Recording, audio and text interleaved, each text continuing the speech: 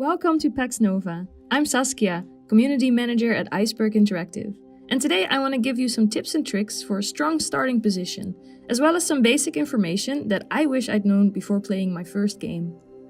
When starting out, you get to choose one of the available factions. All factions are divided into 3 races: Human, Corvus, and Drosk. Whatever race you choose, other races will automatically have a trust penalty of -4 because of xenophobia. Each faction has their own traits. Some focus more specifically on a certain type of playstyle than others. A good example is Ramses XII of the Ra dynasty. He is one of the greatest scientists of his time, so his faction has traits that give you great bonuses towards research. The Lotus Brotherhood come from Tibetan monks. Their traits give you bonuses towards keeping peaceful relationships with others and caring for your people. Every faction also has a seal and exclusive technology, which are special conditions your faction will possess exclusively. For new players, we recommend starting a game with the Terran faction since they are fairly all-round. This gives you the freedom to experiment with your playstyle without any severe consequences or penalties. Pax Nova has a main quest and side quest system. They can give you direction if you're not sure what to do and grant you nice bonuses upon completion. The first quest is to settle your first city in Eos. The 3 basic tile resources in Pax Nova are food, labor, and research. Food is required by our population to survive. Labor indicates how efficient our workforce is in the city and how fast the city will build new units, projects, and districts. Research indicates how quickly and efficiently the city pursues scientific investigation. Look for a location close to tiles with high yields so you can get the most out of your starting position. If you really want to ace it, make sure to include some rivers, mountains, and sea tiles. These will give you bigger bonuses, and I'll tell you more about that later. There are also strategic resources scattered on the map. You won't be able to extract these immediately, but it won't hurt to settle somewhere that includes one within your city borders. Do you see this blue shiny tile? This is a source of ether. When you manage to capture this inside your city's borders, you will automatically start harvesting it.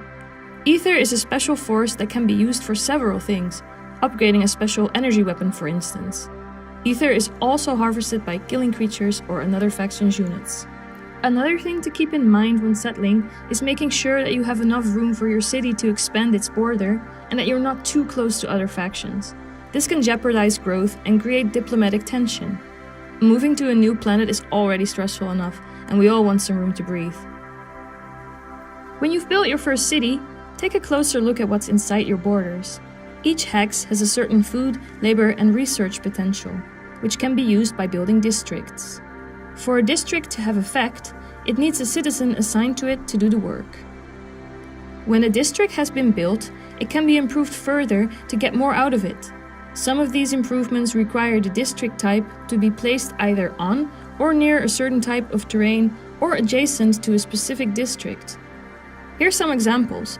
The research district unlocks an improvement when next to the sea. The labor district benefits from being next to a mountain, and the farm district benefits from being adjacent to a river. Think ahead when settling your first city to achieve the most profitable placement. Since we have a river here, placing a farm district can be a good first choice to get your food production going. Food is needed to keep your people happy, fed, and able to produce new citizens. Citizens are the base of your faction, operating your districts and more. New ones will be born over time. The higher your city's prosperity, the faster this happens. Prosperity is influenced by how much food the city produces versus how much it's consuming. It is also affected by citizen unemployment and other factors like statuses and edicts. Make sure to always have room to build new districts so these guys can give their life some purpose.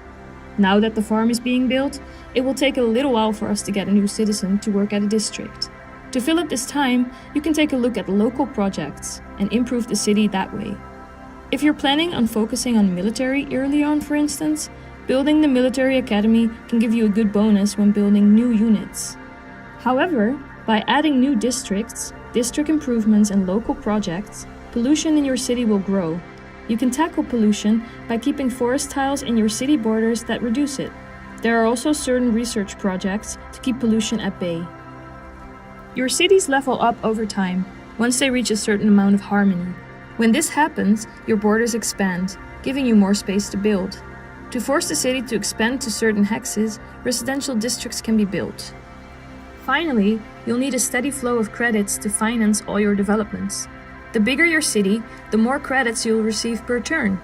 You'll find more opportunities throughout the game to get your hands on more credits, like building a financial district or trading resources and knowledge with other factions. Researching new technologies is vital to the development of your faction.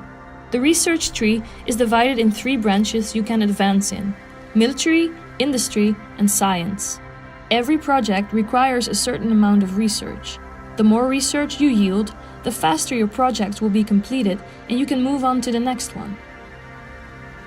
With every project, you'll save up knowledge points, making it possible for you to advance into the next era to unlock its respective technologies.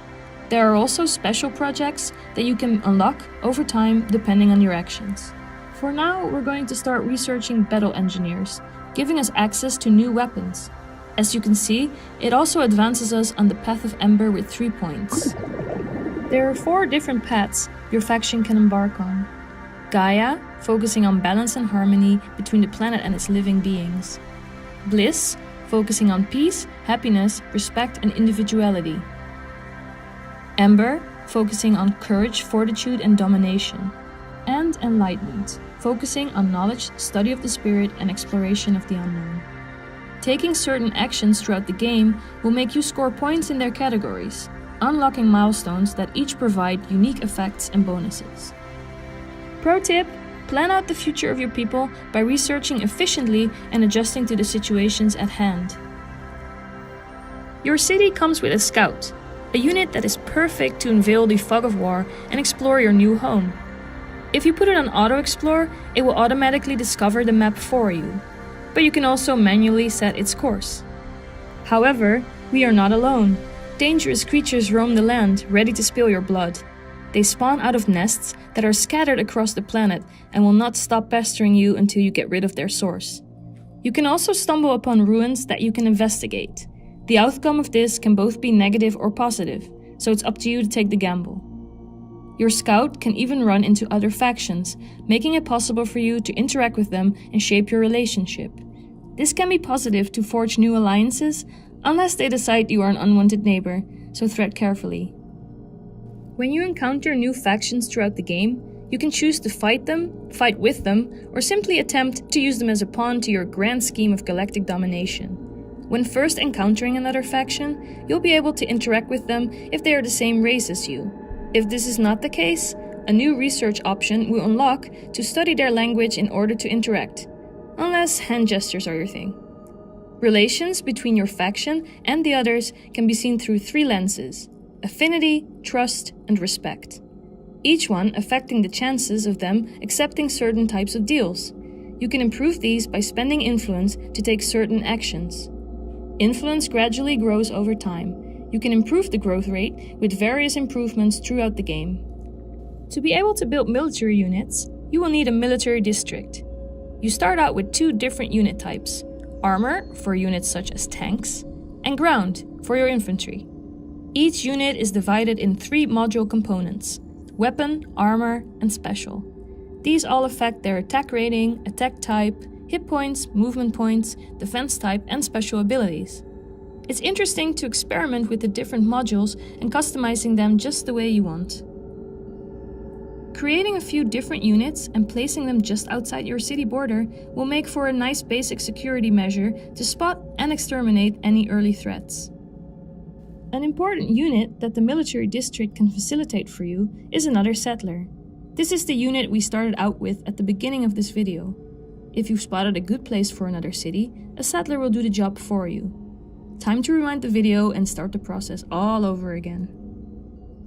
These are some of my basic starter tips for new players. Since Pax Nova is a pretty big game, I haven't covered loads of the other content, so let me know what features and strategies you want to see next time, either on YouTube or through any of our other social media channels. We're on Twitter, Facebook, Reddit, and Discord as well. Thank you for watching. Bye!